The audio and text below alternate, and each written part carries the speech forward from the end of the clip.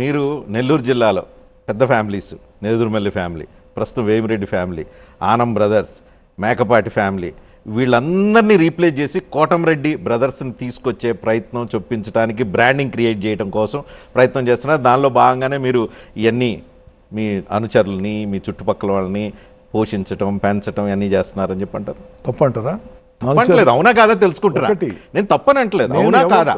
నేను ఎవరితో ఒకటి రాజకీయాల్లో నేను ఎవరిని కూడా శత్రువుగా చూడను, ప్రత్యర్థిగా చూడను, పోటీదారుడిగా చూస్తా.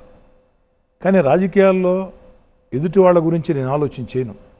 మనం బలంగా ఉంటే, మనం ప్రజల్లో బలంగా ఉంటే, మన కార్యకర్తలు బలంగా ఉంటే, మనం రాజకీయంగా బలమైతే మన ప్రత్యర్థులు ఆటోమేటిక్గా బలహీనమవుతారు. నేను చెప్పిన ఇందాక చెప్పిన ఫ్యామిలీలు ఏదైతే నెల్లూరు జిల్లా చాలా పెద్ద చరిత్ర, రాజకీయ చరిత్ర ఉన్న ఫ్యామిలీని ఢీకొట్టి నిలబడి మీరు వాళ్ళని సమఉజ్జీలుగా చూసి ప్రత్యర్థులుగా వాళ్ళకి ఎదురు నిలబడి రాజకీయం చేయగలిగే పరిస్థితి ఉందా? మీకేమైనా అనుమానమా? లేదు, ఇప్పుడు దాకా చేశారు, కానీ ఇక మీద చేయగలుగుతారా? మీకు అనుమానమా?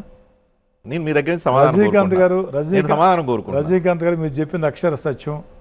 నెల్లూరు జిల్లాలో ఉండే పెద్ద పెద్ద కుటుంబాలు, అంటే రాజకీయ కుటుంబాలు లేదా వేల కోట్ల కోటీశ్వర్లు, వారందరూ చెడ్డవారని చెప్పి నేను చెప్పడం లేదు. వారిలో ఉండే మంచి లక్షణాలు దండిగా ఉన్నాయి. వారు కూడా ప్రజలకు చాలా మేళ్లు చేశారు.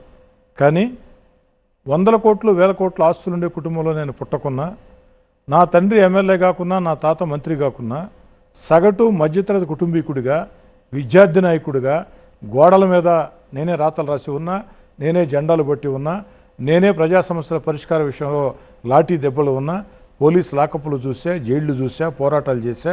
దేవుడి దయ వల్ల, నా వెంట నడిచే నాయకుల కార్యకర్తల సహకారం వల్ల ఈరోజు 1-3 సార్లు శాసనసభ్యుడిగా ఉన్నా.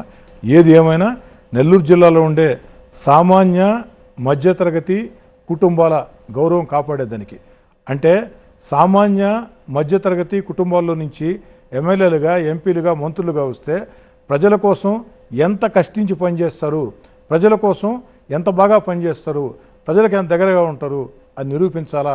అడుగడుగున మధ్యతరగతి కుటుంబాల, సామాన్య కుటుంబాల గౌరవాన్ని కాపాడాలా అని తాపత్రపడే వ్యక్తిని, ఆ సామాన్య కుటుంబాల గౌరవం పెంచేదానికి అన్ని రకాల ఒక సమర్థవంతమైన రాజకీయ కార్యకర్తగా, రాజకీయ నాయకుడిగా అనేదానికంటే, ఎమ్మెల్యేగానే కాడికంటే ఒక సమర్థ రాజకీయ కార్యకర్తగా అనుక్షణం పనిచేస్తా.